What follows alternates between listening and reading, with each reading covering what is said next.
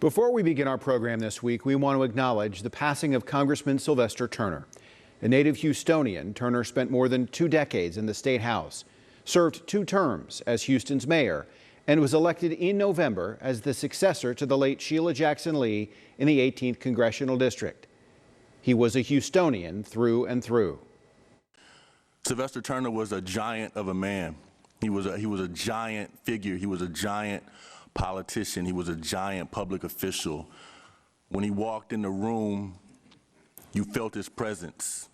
He served the city. He was the people's mayor. And he loved what he did. And he loved who he did it for. He was the true heart of Houston. He loved our city. He understood all of its diversity, its challenges, and loved every nook and cranny. He gave so much of himself, his personality. He wasn't afraid to be authentic. Sylvester Turner was 70 years old.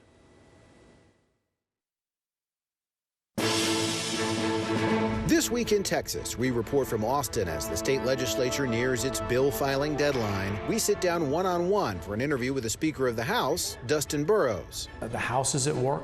We're excited to be at work. I think that there's a lot of big things that we're going to do for Texas this session. We talk about the big issues of the session with State Senators Carol Alvarado and Paul Betancourt. But wait, we're not done yet. And we visit with Lauren Ashley Simmons, a new voice in the State House in her first term at the Capitol. What are we doing to fix this, and why is it taking so long to fix it? It's an episode Under the Dome this week in Texas.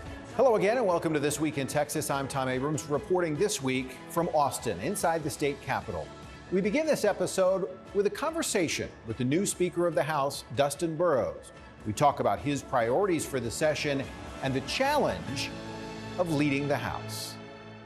Look, there's a lot of work to be done, and I'm very happy to be doing it. Very proud of the House right now for getting to work. The committees are meeting, and things are going great. So definitely a good part of the session. Are they moving fast enough for everyone? Yeah, the committees are starting to meet this week, hearing bills. We had hearings on our priority property tax legislation today. They went very, very well. Our education bills are being heard this week as well, school finance. So very happy that those are getting heard this week. Let's talk about school finance and school choice.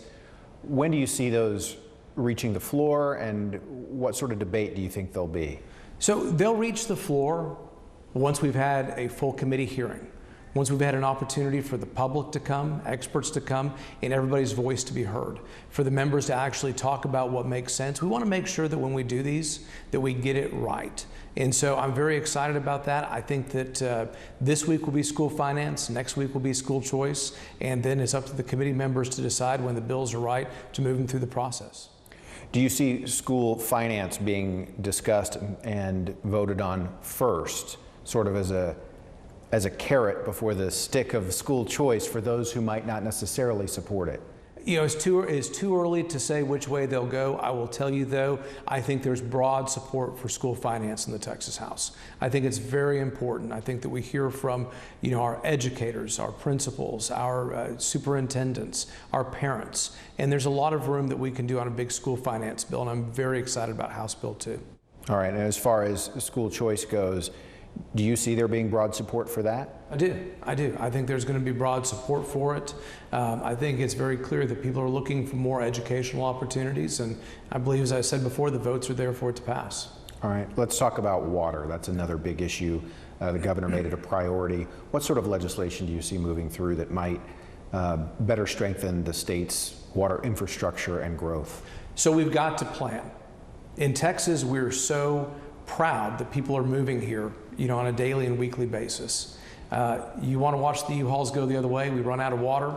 That is the biggest threat going on out there. So I think there's 2 things. We need to look for new water supplies, whether that's underneath us or outside of the state, but we also need to make sure that we're conserving the water that we have. And what I mean by that is we have leaky pipes. We lose 40 to 60% of our water supply because of leaky pipes, and we need to make sure that funding is there and resources there to get those leaks plugged. As far as property taxes are concerned, the Senate has already talked about what they want to do. You're discussing what you all would want to do. Tell people how you approach what is sort of a sticky issue. You need the money, but people need to stay in their homes.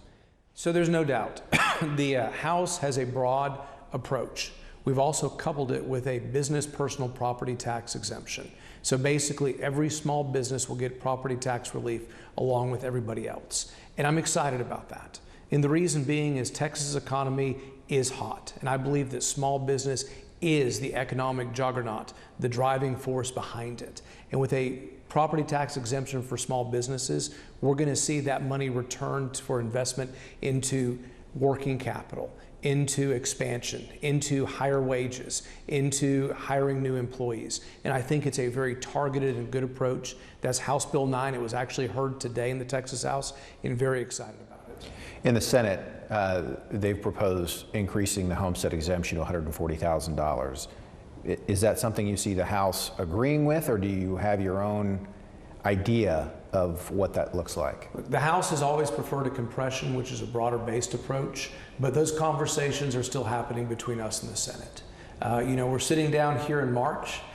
We have, April and most of May to try to figure that out. And we'll continue to work with our counterparts in the Senate.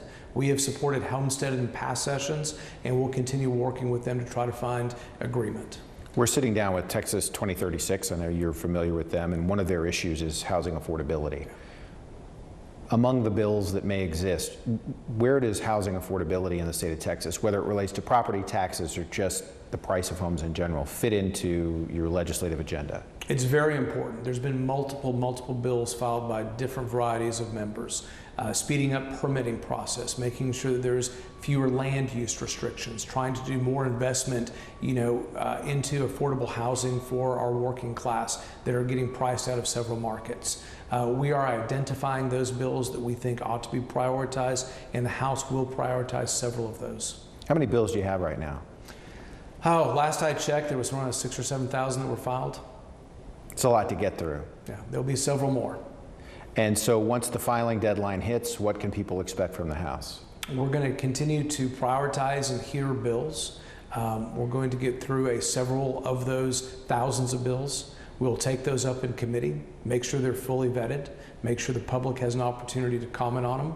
And then once we pass those over, we'll take up the Senate bills passed over to us and make sure those are fully vetted and, hopefully put the really good ones on the governor's desk for signing come June 2nd. Now, the governor has made his priorities and emergency items clear. The Senate, Lieutenant Governor Patrick has made his priorities clear. What are yours? What are the things you want to see pass the House this session? We have laid out 5 or 6 priority education bills. Everything from school finance to making sure our teachers are empowered to have control over their classrooms to ending high-stakes testing in the STAR test. So we also have priority legislation dealing with property taxes that we've talked about.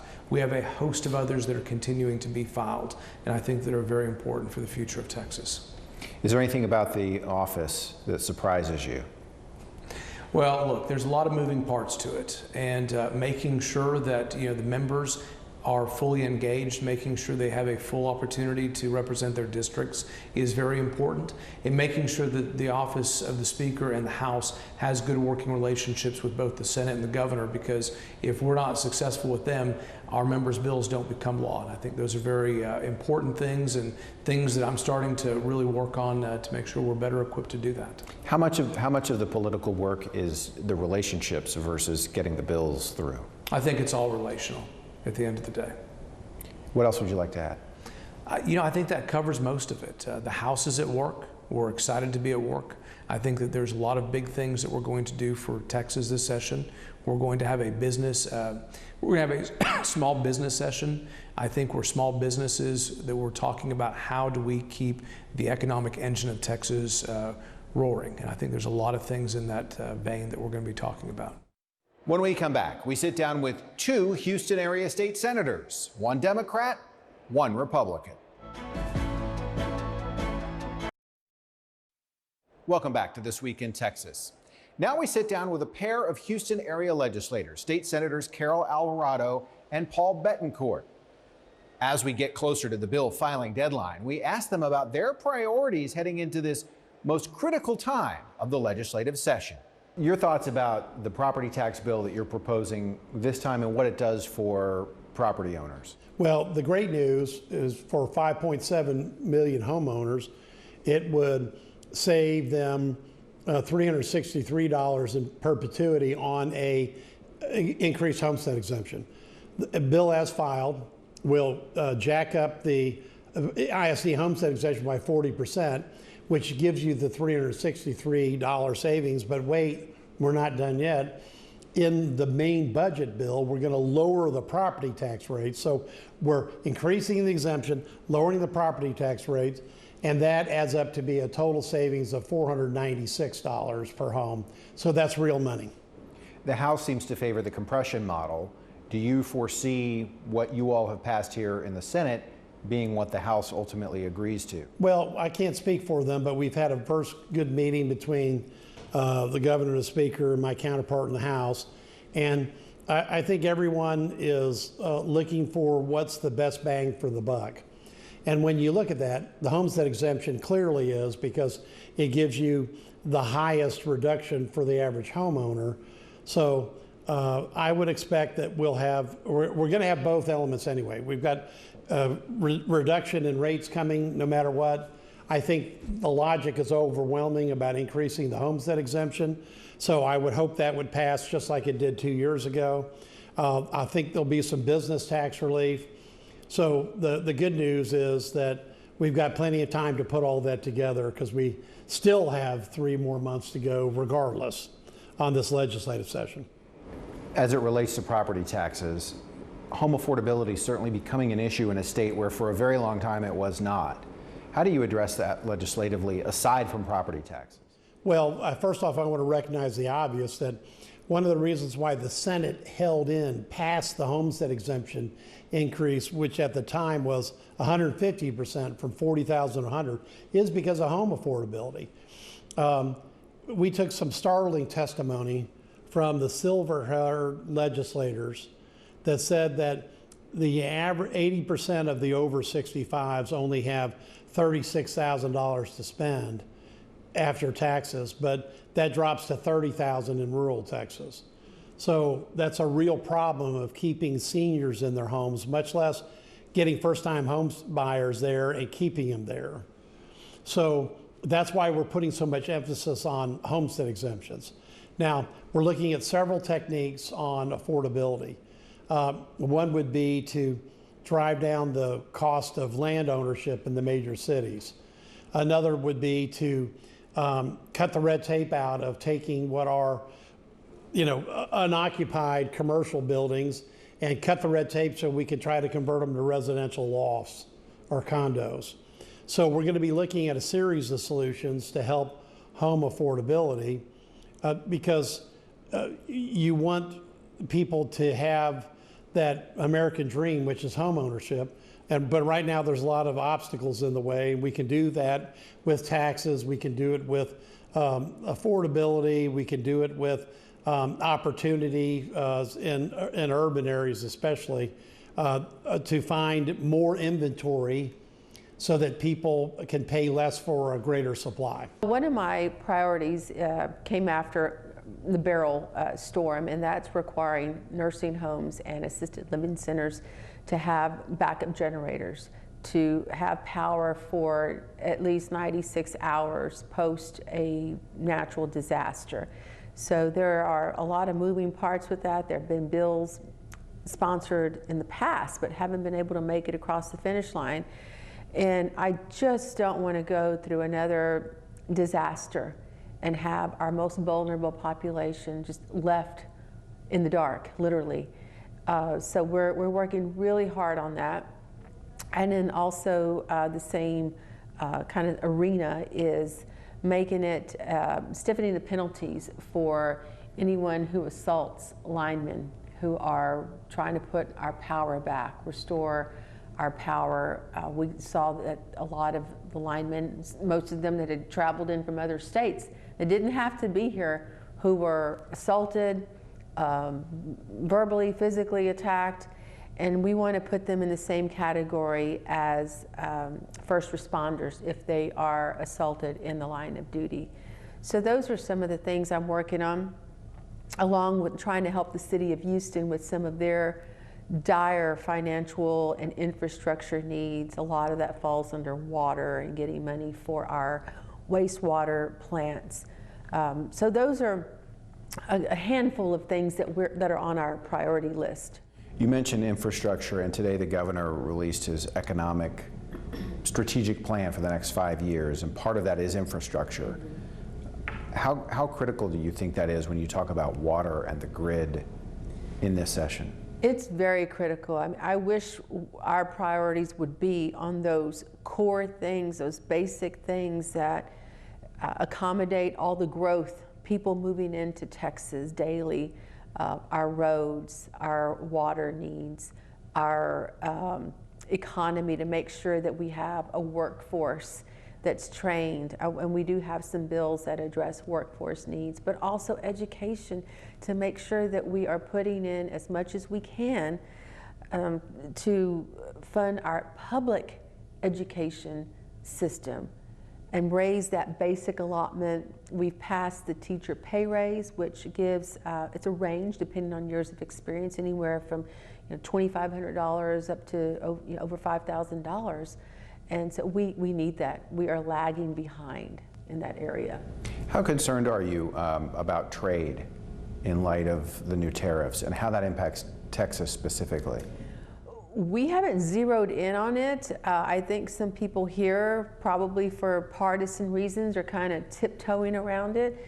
But many of us have asked questions: what's it going to cost the average homeowner that has to pay more for a new car, more for things that we love, like avocados and other goods? And I don't know how we're going to deal with that in Texas, because our neighbors to the south, Mexico, we have so much trading that goes on with them, and those tariffs, that cost is going to get passed down to the consumer. And that's what we should be looking out for, are the consumers, who are our constituents. When you look at where the money goes and you anticipate what things are going to cost the state, does it impact those deliberations? It could. I mean, when you're talking about things like infrastructure, that could affect just the cost of goods, cost of doing business, the materials. We have a shortage of housing, Tom. And the comptroller has said we need about 320,000 units of housing to accommodate the people we have here now and anticipated growth. Well, there are materials, goods that go into that equation. So that cost, of course, then gets passed down to the buyer, to the renter. The restaurant industry, they're up here trying to address some very simple things like child daycare for employees, and we're working with them on a bill. But that's going to impact the restaurant industry, foods that they bring in from other countries, and then that gets passed down to the consumer. So there are a lot of things that will be impacting everyday Texans that we need to be mindful of. And even we have a surplus now, but that's not guaranteed.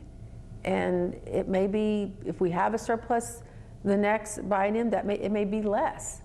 So I think we're probably going to have to put some reserves aside to deal with costs that come from tariffs. When we come back, we transition from a pair of political veterans to a newcomer here in the state capitol. This Week in Texas. We'll be right back. Welcome back to This Week in Texas, coming to you from inside the state capitol in Austin. Next, we sit down and talk about this very first legislative session for new State Representative Lauren Ashley Simmons. She comes to Austin with no experience as a legislator, but has already learned a lot. Nobody really teaches you how to be a legislator. You go from the campaign, you get a little bit of time off depending on if you win your primary, if you're in a competitive district, get like a week of orientation, and then you just roll into it. I'm extremely lucky and extremely blessed to have senior staff, all of whom have way more experience in this building than I do. And that was kind of one of the first big decisions that I made, is to get people in my office that understand this ecosystem. But yeah, it has been something. And then I didn't make it easier on myself, so I started a caucus. I'm on 2 major committees. I'm on appropriations, which is, just tons of information all day. We're literally trying to write the budget. I'm a deputy whip for the House Democratic Caucus. I'm an officer with our legislative study group. So as much as, I'm a freshman and there's a big learning curve, I just decided to make it a little bit harder on myself and add more things to my plate. So we're approaching the bill filing deadline. What is your priority? What do you want to make sure gets to the floor, if at all possible?